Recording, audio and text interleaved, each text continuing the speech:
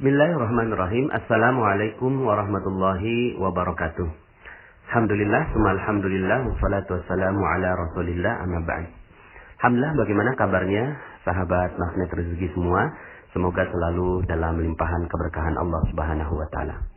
Oke, dalam kesempatan kali ini saya ingin menyampaikan materi tentang merawat terumbu karang, ya. Bapak Ibu, materi ini dahsyat sekali menurut saya, dan saya bersyukur sekali saya menemukan materi ini, menemukan ilmu ini, sehingga akhirnya saya menjadi lebih hidup Bapak Ibu dalam kehidupan ini. Dan saya merasa bahwa hidup saya menjadi jauh-jauh lebih nikmat dan memiliki agenda yang lebih terarah Bapak Ibu, ya. Jadi materi ini penting sekali menurut saya dan sangat-sangat dasar sekali yang harus menjadi action plan bagi teman-teman semua para member Rahasia Magnet Rezeki. Oke, Bapak Ibu,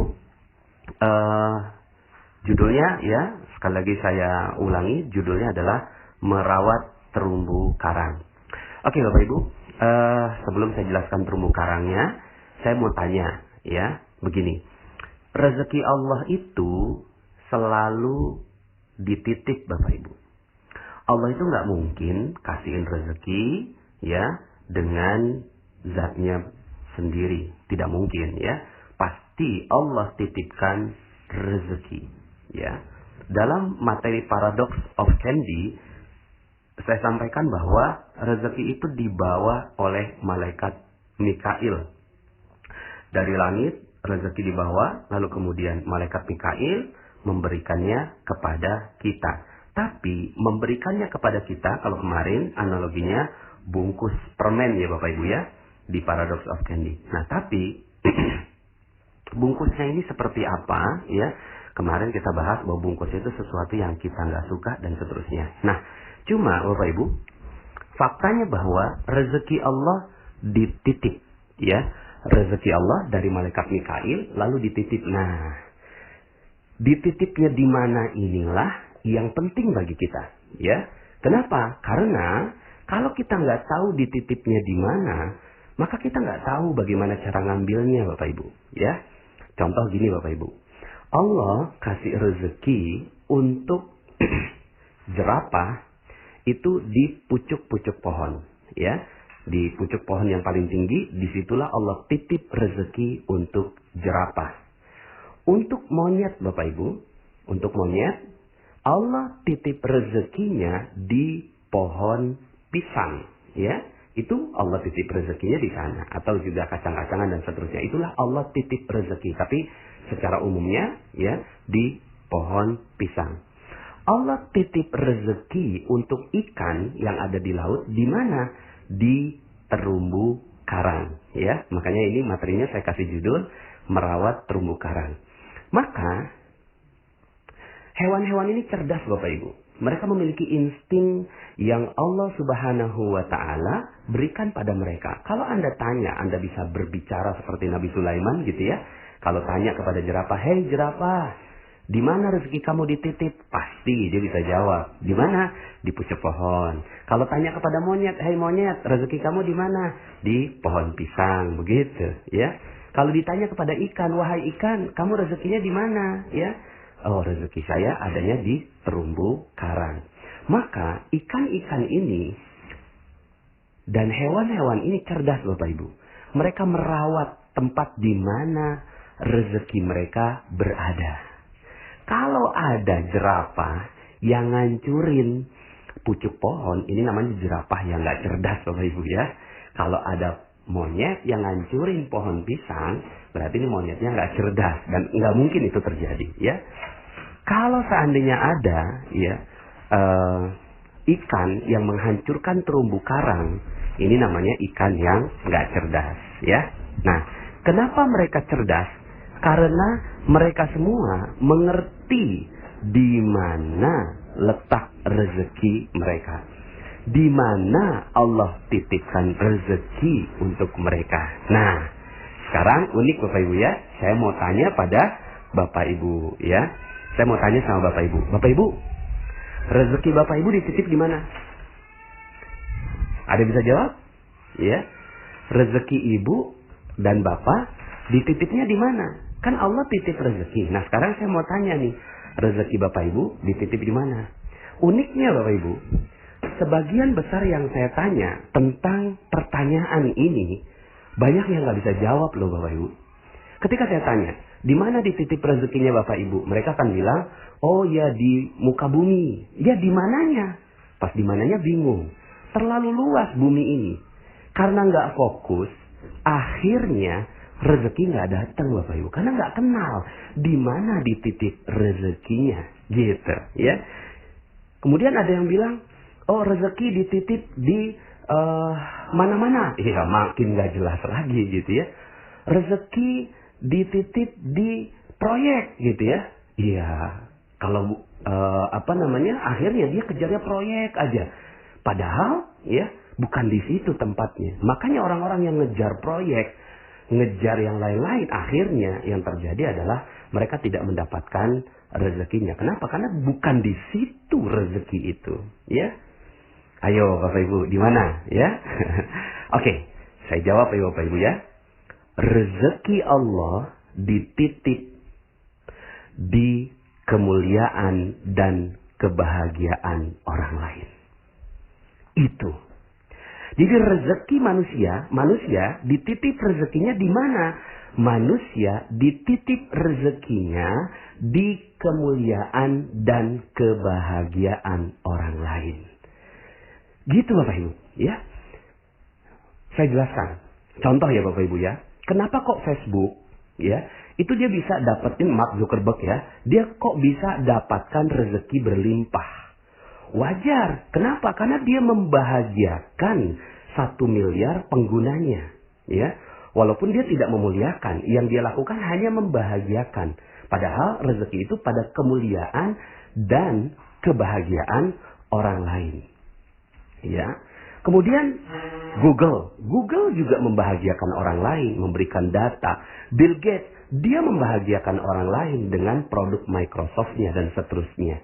Maka wajar mereka mendapatkan rezeki-rezeki yang berlimpah dari Allah Subhanahu wa taala, ya. Maka udah, yang perlu kita lakukan adalah bagaimana kita membahagiakan orang lain, gitu. Pertanyaan saya, berapa banyak orang yang Anda bahagiakan?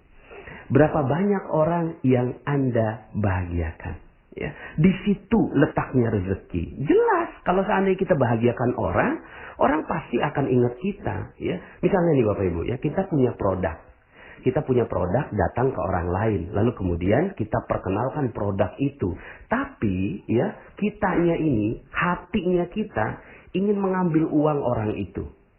Lalu kemudian tak ada sedikit pun perasaan bagi kita untuk membahagiakan dia. Kira-kira apa yang terjadi? Dia nggak mau beli Bapak Ibu. Mungkin produknya luar biasa, mungkin produknya hebat, mungkin produknya solutif. Tapi yang nawarin itu loh, jutek banget, judes banget. Kok saya merasa rendah di depannya dia. Enak aja gue keluarin duit buat dia. Begitu Bapak Ibu. Maka yang dibeli oleh orang itu bukan produk. Sekali lagi, yang dibeli oleh orang lain bukan produk. Tapi orang akan membeli sesuatu dari kita ketika Anda membahagiakan orang lain. Ketika dia udah merasa bahagia, kok enak banget ya. Saya kok enak ya ngelihat wajahnya dia, senyumnya dia. Kok dia tulus gitu ya untuk memberikan kebahagiaan buat saya. Maka produk nomor 2 Bapak Ibu. Yang pertama adalah kebahagiaan dia. Dan akhirnya yang terjadi adalah ya, jangankan produknya Bapak Ibu. Mungkin setelah itu ditambah. Mungkin Bapak Ibu pernah ya, kalau yang laki-laki, ya kalau saya karena laki-laki nyukur gitu ya. Terus kemudian kok rasanya enak banget si tukang cukurnya ini nyukur gitu ya. Kayaknya saya kasih lebih tuh ya. Saya udah gak peduli lagi dengan harganya, saya kasih lebih. Mungkin Anda pernah naik taksi, terus kemudian ada taksi yang supirnya tuh baik, ramah gitu ya. Terus kita tuh rasanya bahagia berada di dalam mobilnya. Maka yang terjadi adalah lebihnya kita kasih Bapak Ibu. Tapi saya pernah pengalaman ketika saya naik taksi, terus kemudian supirnya kok jutek banget gitu ya. Kok kayaknya, waduh saya nggak nyaman sekali sampai akhirnya, maaf Pak, saya harus turun gitu kan. Saya harus turun sekarang begitu ya. Saking saya nggak nyamannya berada di mobilnya dia karena pelayanan dia yang kurang ramah. Maka Bapak Ibu, fokus saja ya. Yang perlu Anda lakukan, rezeki Allah dititip di kemuliaan dan kebahagiaan orang lain ya. Saya sengaja ya urutkan kemuliaan ini di depan. Kenapa? Karena sebenarnya yang paling penting itu adalah kemuliaan orang, bukan kebahagiaan orang. Tapi kemuliaan itu tidak bisa didapatkan kalau orang lain tidak bahagia. Maka ya sudah, gitu ya. Ini udah jadi kayak soulmate gitu ya. Kebahagiaan dan kemuliaan. Yang sayangnya ya beberapa di antara para orang kaya yang dilakukan membahagiakan tapi kurang memuliakan gitu ya. Nah, kalau ini digabungkan, memuliakan dan membahagiakan orang, wih, Masya Allah Bapak Ibu, rezeki Anda akan mengalir dengan deras pada Anda. Maka ada loh manusia gitu ya yang menghancurkan terumbu karangnya Bapak Ibu. Ikan menghancurkan terumbu karangnya ikan yang tidak cerdas Bapak Ibu. Tapi ada manusia yang menghancurkan kebahagiaan orang lain. Itu unik kan? Ya. Jadi ketika ditanya, rezeki kamu di mana? Nggak tahu. Tapi orang lain benci semua sama dia. Gitu ya. Istrinya dihancurkan perasaannya. Suaminya nggak dituruti dan nggak dihargai. Orang tuanya gitu kan. Sampai nyesal melahirkan dia. Sampai bilang, aduh ya Allah, saya nyesal sekali keluar air susu buat anak saya. Sekarang dia jadi anak durhaka. Hei, ayo lihat. Ya. Bagaimana mungkin Anda bisa bahagiakan customer Anda? Bagaimana mungkin Anda bisa bahagiakan orang lain? Bagaimana mungkin Anda bisa bahagiakan siapapun di muka bumi ini? Kalau istri Anda, suami Anda, anak Anda, orang tua Anda tidak bahagia dengan kehadiran Anda. Maka yang perlu dilakukan bukan cari rezeki Bapak Ibu. Sekali lagi, ini ilmu magnet rezeki Bapak Ibu ya. Tapi bukan rezekinya yang kita ambil. Tapi setelah dengarkan materi ini, maka yang perlu Anda lakukan adalah Anda mengagendakan orang-orang yang ada di sekitar Anda untuk dibahagiakan dan dimuliakan Bapak Ibu ya. Dimuliakan dan dibahagiakan. Muliakan orang tua kita. Muliakan istri kita. Muliakan suami kita. Ya. Muliakan customer kita. Muliakan siapapun. Ya. Setiap orang yang lewat di depan kita. Wah, kita muliakan gitu ya. Sampai begini Bapak Ibu. Misalnya nih ya. Anda jalan. Kemudian naik mobil ya. Naik mobil. Di sebelah Anda ada, mohon maaf ya. Mohon maaf. Ada bencong gitu ya. Ada gay. Ada orang yang bermaksiat gitu ya Bapak Ibu ya. Terus kemudian apa yang ada dalam pikiran Anda? Yang ada dalam pikiran sebagian di antara kita ngomongnya gini. Ih, bencong. Ih, neraka. Ih, jijik. Bapak Ibu, sebenarnya apa yang terjadi? Yang terjadi adalah Anda sedang menghancurkan terumbu karang Anda.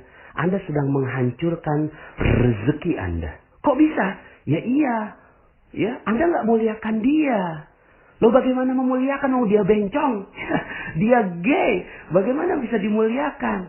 Bapak Ibu, udahlah nggak mampir, nggak negor, nggak ngorder gitu ya.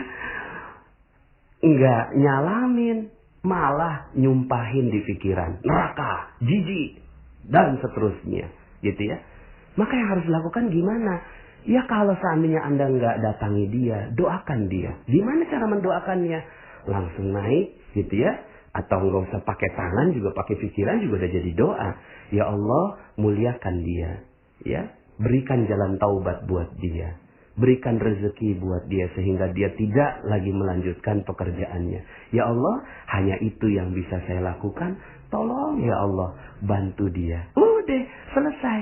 Anda aman Bapak Ibu, ngelihat bencong di pinggir jalan, ngelihat gay di pinggir jalan, Anda selamat pikiran Anda. Selama ini Bapak Ibu, Anda ngelihat orang yang Anda nggak suka, lalu kemudian dalam pikiran Anda menjudge, Anda menghakimi, Anda merusak terumbu karang Anda. Anda merusak rezeki Anda. Itu yang terjadi.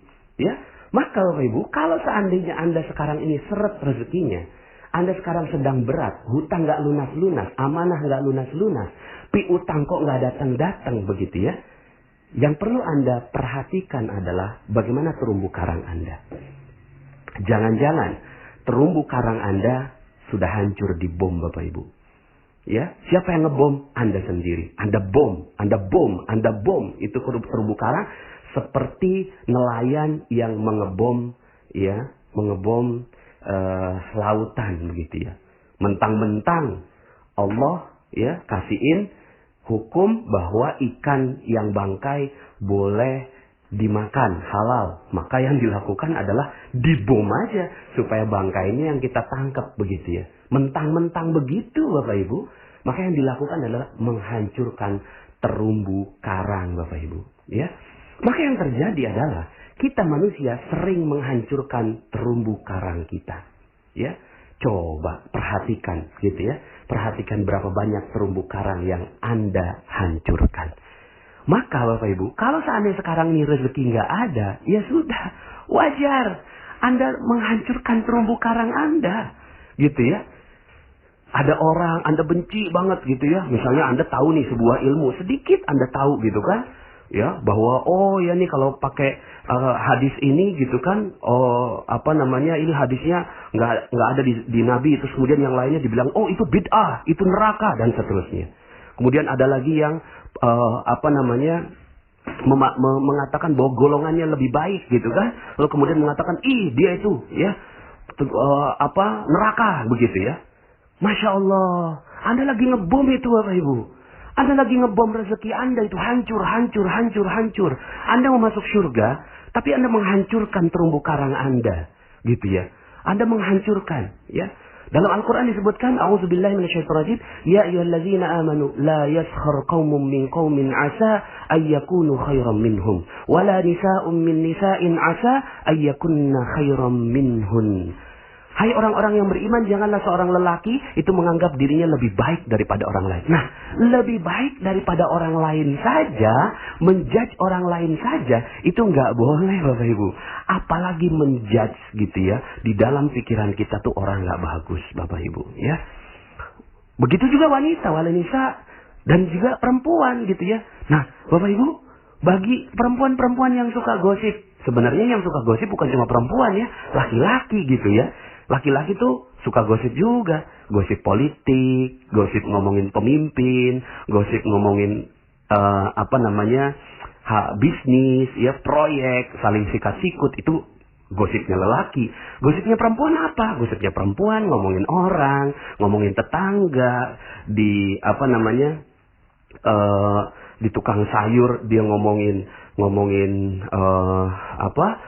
keburukannya orang lain beli kulkas 2 pintu diomongin, orang lain beli mobil baru diomongin gitu kan, orang lain pakai jilbab miring diomongin, orang lain pakai gendut lalu kemudian pakai baju kayak lepet diomongin gitu ya. Apa yang sedang Anda lakukan? Yang sedang Anda lakukan adalah mengebom rezeki Anda.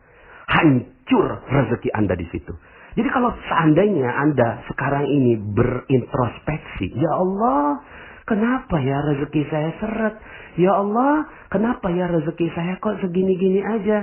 Hei, coba lihat, udah berapa banyak orang yang Anda hancurkan? Sudah berapa banyak rezeki yang Anda hancurkan? Bagaimana mungkin Anda berpikir seperti Mark Zuckerberg yang berpikir bagaimana orang lain bisa bermanfaat gitu? Bagaimana Anda bisa berpikir seperti Google yang dia berpikir apalagi yang harus saya berikan buat dunia supaya mereka itu bisa mendapatkan data yang lebih baik begitu. Ya, Bapak Ibu, contoh, Anda ngelihat koruptor di televisi. Nih, coba Anda ngelihat koruptor di televisi ya. Pas ada koruptor ditangkap di televisi, terus kemudian Anda katakan begini, mampus, mati aja, biar dicincang-cincang. Dasar, ya, rasain lu, dan seterusnya. Bapak Ibu, ya, dahsyat itu Bapak Ibu. Apa yang sedang Anda lakukan? Yang sedang Anda lakukan adalah menghancurkan terumbu karang Anda. menghancurkan rezeki Anda sendiri. Yang Anda lakukan itu adalah menjudge orang yang ada di di televisi. Koruptor yang ada di televisi. Lah kan tapi itu kan koruptor Pak Nas. Itu kan dia berbuat jahat. Mau dia berbuat jahat kayak apapun, coba muliakan dia, muliakan, bahagiakan dia. Gimana caranya muliakan dan bahagiakan koruptor gitu ya? Koruptor mah harusnya dihancurkan, bukan dimuliakan. Enggak, Bapak Ibu. Koruptor juga harus dimuliakan. Gimana dimuliakannya? Gini Bapak Ibu. Coba Anda ngomongnya gini. Wow, keren. Kok keren Pak Nas? Ya iyalah keren. Ngomongnya gini. Subhanallah ya. Dia dikasih kesempatan taubat oleh Allah Subhanahu wa ta'ala. Dia ditangkap oleh polisi tentunya atas izin Allah juga. Dan mudah-mudahan dia bisa memanfaatkan kesempatan ditangkapnya ini oleh polisi untuk menjadi jalan taubat untuk dia. Karena kalau orang sudah bertaubat, rezekinya akan diberikan. Ya Allah, mudah-mudahan dia bisa mendapatkan rezeki berlimpah oleh Allah Subhanahu wa ta'ala. Wih, dahsyat Bapak Ibu. Kalau seandainya Anda mampu melakukan itu terhadap koruptor aja, Anda muliakan dan bahagiakan Bapak Ibu. Contoh misalnya ibu-ibu lagi ngomongin orang di pasar atau di tukang sayur. Kemudian ketika ada yang ngomong, oh si A tuh begini-begini. Oh iya, mudah-mudahan dia dimuliakan dan dibahagiakan Allah. Gitu Bapak Ibu. Terus kemudian, lo sok suci gitu. Enggak, saya mah enggak sok suci. Saya mah mau merawat rezeki saya. Rezeki saya supaya barokah, rezeki saya supaya berlimpah. Saya selama ini sadar rezeki saya enggak banyak, maka mungkin karena saya sering gosipin orang, gitu Bapak Ibu. Ya, sehingga akhirnya si ibu itu ngomong, oh iya gitu ya? Iya, ikut deh telegramnya Pak Nas, gitu Bapak Ibu ya. Sehingga akhirnya yang Anda lakukan adalah orang yang gosip sekalipun, Anda nggak judge Bapak Ibu. Kamu kok seneng gosip? Nggak tahu neraka? Nggak tahu ayatnya? Ayuhibbu ahadukum ayakula lahma akhihi maitan fakaritumu. Tuh, dalil tuh. Makan dalilnya. Itu yang kita bilang, kamu nggak suka ya memakan daging bangkai saudara sendiri? Itu dalil, itu Al-Qur'an. Masa kamu nggak percaya sama Al-Qur'an? Masa kamu melawan Al-Qur'an? Neraka kamu. Aduh, bukan begitu Bapak Ibu. Bukan sama sekali. Tapi ajak saudara-saudara kita untuk mulia dan bahagia. Anda bisa bayangkan Bapak Ibu, ya, kalau seandainya seluruh Indonesia saling memuliakan dan membahagiakan saudaranya satu sama lain. Aduh, udah deh, nggak usah ngomongin Indonesia dulu deh. Ngomongin kita aja dulu deh. Anda mau rezeki berlimpah? Anda mau rezeki yang banyak? Ya, yuk sama-sama kita muliakan dan bahagiakan orang lain. Kita rawat terumbu karang kita. Jadilah ikan yang cerdas Bapak Ibu. Ikan yang cerdas. Yang merawat terumbu karang. Jangan jadi seperti nelayan yang tidak cerdas. Yang udah tahu rezekinya di laut malah dihancurkan. Ini udah Masya Allah gitu ya. Jadi Bapak Ibu, di mana Allah titip rezeki? Di mana Allah titipkan rezeki untuk manusia? Di kemuliaan dan kebahagiaan orang lain. Mulai dari sekarang, lihat orang sekitar Anda. Lihat orang-orang di sekitar Anda. Mungkin sekarang ini Anda sedang mendengarkan dengan suami Anda. Tatap matanya, tatap wajahnya. Katakan, aku mencintaimu karena Allah. Begitu Bapak Ibu. Mungkin Anda di sekitar Anda ada suami Anda ucapkan. Mungkin di sekitar Anda sekarang ada anak Anda, ada anak-anak Anda. Langsung datangi mereka. Ya Allah, ya mudah-mudahan engkau mulia dan bahagia. Peluk dia, sayangi dia. Apapun kesalahannya. Mungkin Anda lupa, ya. Baru aja lebaran begitu ya. Baru maaf-maafan, tahu-tahu tiba-tiba sudah memberikan kesakitan buat ibu Anda. Coba datangi ibu Anda. Karena di situ adalah terumbu karang yang paling besar Bapak Ibu. Terumbu karang yang paling mulia. Terumbu karang rezeki yang paling dahsyat. Itu ada di ibu dan ayah Anda. Begitu Bapak Ibu. Lalu setelah itu Anda terbiasa. Melihat orang Anda muliakan. Melihat orang Anda muliakan. Dengar testimoni yang ada di Telegram ini Anda bacakan. Anda muliakan, bahagia. Bukan begini. Ya, Pak Nas, kok itu yang testimoni-testimoni kok lebay-lebay banget gitu ya. Kok isinya nih cuma testimoni-testimoni aja. Jangan. Doakan. Doakan ya Allah. Ya, Muliakan dan bahagiakan semua orang-orang yang ada di channel Telegram ini. Itu Bapak Ibu. Nah kalau udah itu yang terjadi Bapak Ibu akhirnya wajahnya juga jadi jauh lebih mudah tersenyum. Gitu. Jadi jauh lebih mudah tersenyum. Ada aura, energi yang keluar dari diri Anda.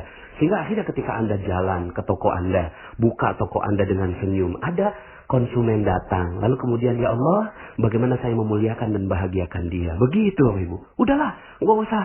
Rezeki mah itu nomor 2. Muliakan dan bahagiakan. Sehingga akhirnya yang terjadi Bapak Ibu, dia tuh akan bilang setelah pulang gitu ya. Ya Allah, itu toko enak banget ya. Nggak tahu ya, ada aura apa ya. Kok saya pengen banget gitu ya. Seandainya ada yang tawarin yang jauh lebih murah, saya nggak mau. Saya maunya beli di dia aja. Karena ya di tempatnya itu barangnya jauh lebih berkualitas dan saya dapat senyuman lagi. Begitu Bapak Ibu. Jadi Bapak Ibu, ya muliakan semua orang.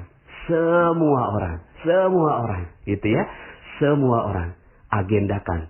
Sehari ini, ketika mulai pagi hari, maka agenda Anda bukan untuk mencari rezeki Bapak Ibu. Untuk cari uang, untuk bekerja bukan.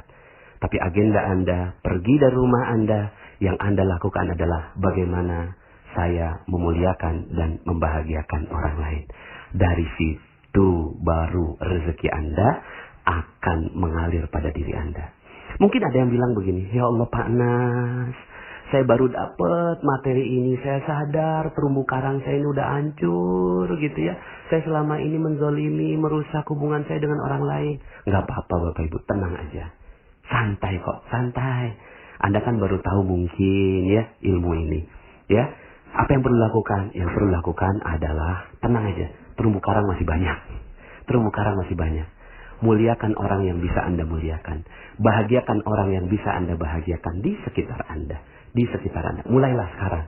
Mulai pelan-pelan merawat terumbu karang Anda. Ya, silahkan gitu ya. Rawatlah terumbu-terumbu karang Anda gitu kan. Sampai akhirnya menjadi terumbu karang yang indah. Maka rezeki akan datang berlimpah kepada Anda. Jadi ya kalau ada yang bertanya, Pak Nas, saya ini orangnya banyak dosa. Ya, apakah rezeki saya pantas dapetin rezeki Allah? Pantas kok. Pantas kok. Ya, asalkan Anda mau mengamalkan ilmu ini. Muliakan dan bahagiakan orang lain. Dari mana memulainya? Mulai dari orang tua Anda. Itu. Mulai dari orang tua Anda. Kalau Anda mampu melakukan itu, maka Masya Allah, rezeki Anda akan datang dengan berlimpah ruah. Semoga saya doakan Anda semua mendapatkan keberkahan, kemuliaan, kejayaan, kebahagiaan, keharmonisan dari Allah Subhanahu wa Ta'ala. Sampai jumpa pada audio-audio berikutnya. Saya Nasrullah. Assalamualaikum warahmatullahi wabarakatuh.